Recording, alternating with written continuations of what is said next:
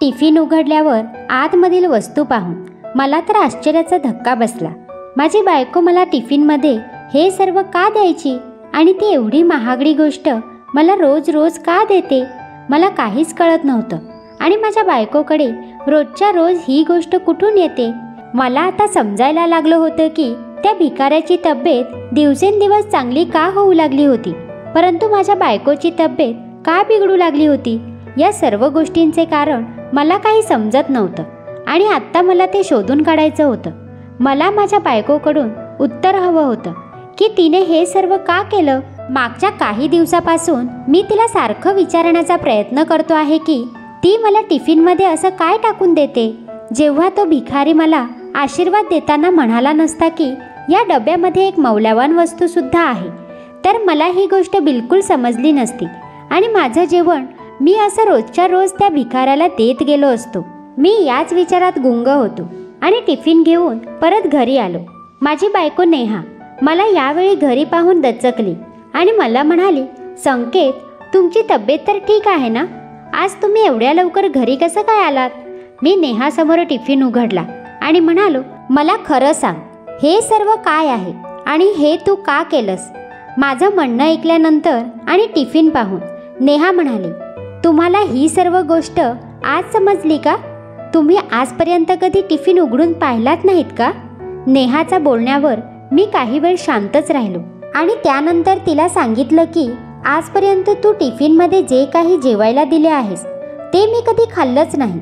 मी ते जेवण एका भिकाऱ्याला द्यायचो आणि आज पहिल्यांदाच मी टिफिन उघडून पाहिला तर मी थक्कच राहिलो. तुला एवढी महागडी वस्तू कुठून मिळाली आणि ही गोष्ट डब्यात देण्यामागे तुझा मुख्य हेतू काय आहे? माझं ते बोलणं ऐकून नेहाही काही वेळ शांतच राहिली आणि त्यानंतर तिने मला जे काही सांगितले ते ऐकून मला आश्चर्याचा मोठा धक्काच बसला. माझं नाव संकेत आहे. 1 वर्षापूर्वीच माझं लग्न नेहासोबत झालं आहे. नेहा माझी खूप काळजी घ्यायची. तिच्यामध्ये ती प्रत्येक गोष्ट होती ज्यामुळे ती कुणाचेही मन जिंकून घेऊ शकत होती आणि तिच्या या स्वभावामुळे मी तिचं प्रत्येक म्हणणं ऐकायचो. माझे आई वडील कोकणात राहत असायचे आणि नोकरीच्या निमित्ताने मी आणि नेहा पुण्याला राहत होतो. पुण्याच्या धावपळीच्या जीवनात मी नेहासोबत अगदी आनंदात जीवन जगत होतो, परंतु नेहा कधी कधी अशी वागायची की मी अंदाजही लावू शकत नव्हतो. नेहाला काही अशा सवयी होत्या ज्या वेगळ्या विचित्र असायच्या, ज्याचा मी अंदाजही लावू शकत नव्हतो. परंतु माणूस ज्याच्यावर प्रेम करतो त्याला त्याच्या सर्व चित्रविचित्र सवयींसोबत कबूल करत असतो, हेच म्हणणं खरं ठरेल. मला माहीत होतं की नेहासारखी मला जीवनसाथी कधीच सापडली नसती. असेच जीवन चालले होते आणि आमच्या आयुष्यात एक मोठं वादळ आलं जेव्हा मी खूप आजारी पडलो. माझ्या या आजाराला पाहून नेहा खूप टेन्शनमध्ये आली आणि मला जबरदस्तीने हॉस्पिटलला घेऊन गेली. हॉस्पिटलमध्ये मी 2 दिवस ॲडमिट होतो. माझे खूप सारे टेस्ट करण्यात आले आणि मला डिस्चार्जच्या वेळी सांगण्यात आलं की बाहेरचं अन्न खाल्ल्यामुळे माझी तब्येत खराब झाली आहे. नेहा ही गोष्ट माझ्या घरी सांगणार होती, परंतु मीच तिला अडवलं, कारण उगाचच घरच्यांना टेन्शन नको. मी तिला सांगितलं की मामूलीचा आजार आहे, औषध घेऊन बरा होईल. हॉस्पिटलमधून घरी आलो. त्या औषधांनी मी बरा देखील झालो होतो, परंतु नेहाचा स्वभाव आता खूप जास्त बदलला होता. ती माझ्यासोबत अशी वागायची की मी खूप जास्त आजारी आहे. मी तिला प्रत्येक वेळी सांगण्याचा प्रयत्न करायचो की मी ठीक आहे, तू जास्त काळजी करू नकोस, परंतु ती आत्ता माझ्या प्रत्येक गोष्टीवर बारकाईने नजर ठेवून होती. आणि सर्वात महत्त्वाची गोष्ट ही होती की ती मला बाहेरचे जेवण अजिबात जेवू देत नव्हती. रोजच्या रोज ती मला टिफिन द्यायची जेणेकरून मी बाहेरचं जेवण करू नये. त्यामुळेच मी एक दिवस डायनिंग टेबलवर ठेवलेला टिफिन न घेताच ऑफिसला जायला निघालो होतो, तर तितक्यात नेहाने मला हाक मारली व म्हणाली, संकेत, तू टिफिन घेतला नाहीस? तेव्हा मी मुद्दाम नाटक केले आणि म्हणाले, अरे हां, आज मी विसरलोच, आणि त्यानंतर टिफिन घेतला आणि ऑफिसला जायला निघालो. परंतु मला टिफिनमधलं जेवण जेवायची अजिबात इच्छा नव्हती. मला तर बाहेरचं जेवायचं होतं. मला बाहेरचा बर्गर, पिझ्झा या गोष्टी खूप आवडायच्या, परंतु या गोष्टीमुळेच माझी तब्येत खराब राहायला लागली होती. मला वेगवेगळ्या प्रकारचे स्किन प्रॉब्लेम्स, ॲलर्जी अशा समस्या होऊ लागल्या होत्या आणि या सगळ्यामुळेच मला 2 दिवस हॉस्पिटलमध्ये देखील ॲडमिट राहावं लागलं होतं. आणि यामुळे नेहा मला आता रोजचा रोज टिफिन देत असेल, परंतु मी एक दिवससुद्धा तो टिफिन उघडून पाहिला नव्हता. मी रोजचा रोज तो टिफिन कुणाला तरी देत असे. आज जेव्हा मी ऑफिसला पोहोचलो तेव्हा मला ऑफिसच्या बाहेर एक भिकारी दिसला. तो भुकेने पूर्णपणे व्याकुळ झालेला दिसत होता. तो माझ्याकडे काहीतरी खायला मागत होता. त्यामुळे मी माझ्या बॅगमधला टिफिन काढला आणि त्याला दिला आणि त्याला सांगितले की या टिफिनमधलं जेवण जेवल्यानंतर हा टिफिन वॉचमॅनकडे दे. मला तो टिफिन असाही कुणाला तरी द्यायचाच होता आणि त्या भिकाऱ्याला जेवण दिल्यामुळे मला पुण्य देखील लाभणार होतं. हाच विचार करून मी त्याला जेवण दिलं होतं. माझ्या हातातून टिफिन घेऊन तो भिकारी खूपच खुश झाला आणि मला आशीर्वाद देऊन घाईघाईने टिफिन उघडून जेवू लागला. मला ऑफिसला जायला उशीर होत होता म्हणून मी ऑफिसमध्ये गेलो. दुपारी वॉचमॅन माझ्याजवळ आला आणि मला म्हणाला, ऑफिस बाहेर बसलेल्या भिकाऱ्याने हा टिफिन माझ्याकडे दिला आहे. मी वॉचमॅनकडून टिफिन घेतला व माझ्या बॅगमध्ये ठेवला. संध्याकाळी जेव्हा मी घरी पोहोचलो तेव्हा नेहाने मला विचारलं, संकेत, तू सर्व जेवण संपवलं आहेस ना? तेव्हा मी तिला सांगितलं की हो, मी सर्व जेवण संपवलं आहे. परंतु खरी गोष्ट तर ही होती की मी घरचं जेवण न करता बाहेरचा पिझ्झा ऑर्डर केला होता. मला तर हे सुद्धा माहीत नव्हतं की नेहाने मला टिफिनमध्ये काय दिलं होतं. परंतु मी तिला खोटं सांगितलं की तू दिलेला टिफिन मी पूर्ण संपवला आहे. माझं बोलणं ऐकून नेहाच्या चेहऱ्यावर आनंद आला होता. नेहाचा स्वभावच असा होता की ती नेहमी छोट्या छोट्या गोष्टींची काळजी घ्यायची. मला साधी शिंक जरी आली तरी तिला खूप टेन्शन यायचं आणि जेव्हापासून तिला कळालं होतं की बाहेरचं खाल्ल्यामुळे माझी तब्येत खराब झाली होती तेव्हापासून तिने माझ्यावर खूप नियम लादले होते. पुढच्या दिवशी सकाळी मला किचनमधल्या आवाजाने जाग आली. नेहा माझ्या आधी उठून माझ्यासाठी टिफिन बनवत होती. मला नेहाला त्रास द्यायचा नव्हता. मी तिला म्हणायचो की मला टिफिन देत जाऊ नकोस, परंतु ती होती की माझं काहीच ऐकून घ्यायला तयारच नव्हती. ती म्हणायची की बाहेरचे जेवण जेवल्यामुळे तुमच्या शरीराला त्रास होतोय आणि त्यामुळेच मी जे काही तुम्हाला टिफिनमध्ये देते तेच तुम्ही खायचं आहे. मी ऑफिसला जायची तयारी केली आणि डायनिंग टेबलवर बसून नाश्ता करत होतो. तेवढ्यात नेहा टिफिन घेऊन आली आणि मला म्हणाली, आज सुद्धा पूर्ण टिफिन फिनिश करायचा. मी खूप प्रेमाने हा टिफिन तुमच्यासाठी बनवला आहे. मी नेहाला म्हणालो की तुला एवढा त्रास करून घ्यायची काय गरज आहे? मी लहान मुलगा थोडीच आहे. एकदा बाहेरचे खाल्ल्यामुळे आजारी पडलो याचा अर्थ असा नाही की मी रोजचा रोज आजारी पडत जाईन. माझे हे बोलणे ऐकून नेहा म्हणाली की मला हे सर्व करून आनंद मिळतो, त्यामुळे तू मला हे सर्व करण्यापासून थांबवू नकोस. नेहाच्या बोलण्यावर मी तिला काहीच म्हणालो नाही व डायनिंग टेबलवरील टिफिन उचलला आणि ऑफिसच्या दिशेने निघालो. गाडीमधून जेव्हा खाली उतरलो तेव्हा मी त्या भिकाऱ्याला शोधत होतो. ऑफिसच्या गेटपासून थोड्या अंतरावर तो भिकारी बसला होता. मी त्याला बोलावलं तर मला पाहून तो धावत धावत माझ्या जवळ आला. मी माझ्या बॅगमधून टिफिन काढून त्याला दिला आणि सांगितलं की टिफिन खाल्ल्यानंतर रिकामा टिफिन वॉचमॅनकडे दे. मला नेहाने बनवलेले अन्न वाया जाऊ द्यायचे नव्हते, त्यामुळे मी त्या भिकाऱ्याला ते अन्न दिले. त्यामुळेच मला त्या भिकाऱ्याचे आशीर्वादसुद्धा मिळणार होते आणि मी सुद्धा पिझ्झा आणि बर्गर ऑर्डर करायला मोकळा झालो होतो. आता हा प्रकार रोजचा रोज घडू लागला होता. नेहा मला टिफिन द्यायची व तो टिफिन मी त्या भिकाऱ्याला द्यायचो. असं करत करत 1 महिना झाला. दिवसेंदिवस त्या भिकाऱ्याची तब्येत सुधारत चालली होती. तो माझ्यापेक्षाही धडधाकट दिसू लागला होता. मी दिसताच तो माझ्याकडे धावत धावत यायचा व घाईघाईने माझ्याकडून टिफिन घ्यायचा. त्याचे हे कृत्य पाहून मला खूप हसायला यायचे. आजकाल मला ऑफिसमध्ये खूप काम वाढले होते, त्यामुळे मला घरी जायला खूप उशीर व्हायचा. कधी कधी रात्रसुद्धा व्हायची आणि नेहा माझी वाट पाहत रात्रीसुद्धा जागी असायची. आजकाल मला एक गोष्ट दिसू लागली होती की नेहाची तब्येत दिवसेंदिवस खूप खराब होत चालली आहे. मी तिला विचारले की तुला बरं वाटत नाही का? तेव्हा नेहा मला म्हणायची की अहो, मी एकदम ठीक आहे. जसजसे दिवस पुढे पुढे चालले होते तसतसे त्या भिकाऱ्याची तब्येत सुधारत चालली होती. तर दुसरीकडे माझी बायकोची तब्येत दिवसेंदिवस खालावत चालली होती. म्हणून मी नेहाला म्हणालो की आपण डॉक्टरांकडे जाऊया. तेव्हा ती माझ्यावर चिडली आणि म्हणाली, संकेत, तुला काय झाले आहे? मला काहीच कळत नाही. मी हे सर्व तुझ्यासाठी करत आहे. कदाचित मी सकाळी लवकर उठते आणि रात्री उशिरा झोपते, त्यामुळे तुला माझी तब्येत थोडी खराब दिसत असेल. तुला जर माझी एवढी काळजी वाटत असेल तर संध्याकाळी लवकर घरी येत जा. नेहाचे ते बोलणे ऐकून मला देखील तिचे म्हणणे पटले होते. माझ्यामुळे नेहाची झोप पूर्ण होत नव्हती आणि त्यामुळे तिची तब्येत खराब झाली होती. आणि तो भिकारी ज्याला रोजचा रोज घरगुती जेवण मिळत होते, त्यामुळे त्याची तब्येत दिवसेंदिवस चांगली होत चालली होती. आत्तापर्यंत मी हेच समजत होतो, परंतु मला काय माहिती की यामागे खूप मोठे रहस्य लपलेले आहे.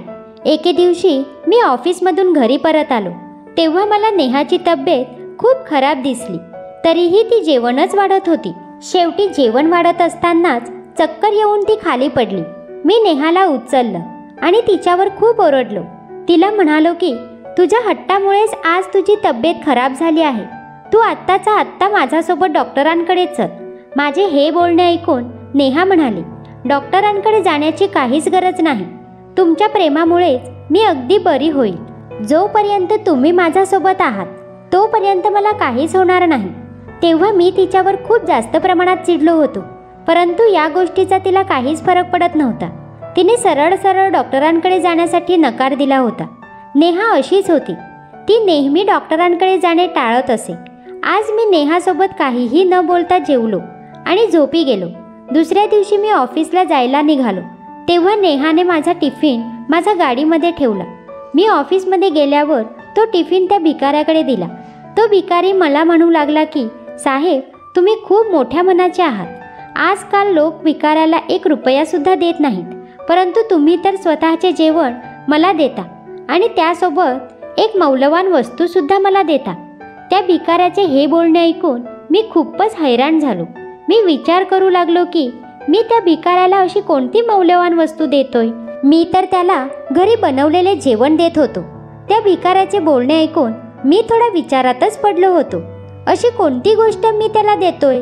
मला त्याला विचारायचे होते की तो असे कोणत्या गोष्टीबद्दल बोलत आहे, परंतु त्याला असे विचारणे मला योग्य वाटले नाही. मी जर त्याला असे विचारले तर त्याला काय वाटेल की माझी बायको मला टिफिनमध्ये काय देते हेच मला माहीत नसतं. त्यामुळे मी ठरवले की उद्या मी टिफिन या भिकाऱ्याला देणार नाही. तो टिफिन मी उघडून पाहणार की नेहा मला टिफिनमध्ये असं नक्की काय देत असते ज्याला हा भिकारी मौल्यवान वस्तू म्हणतोय.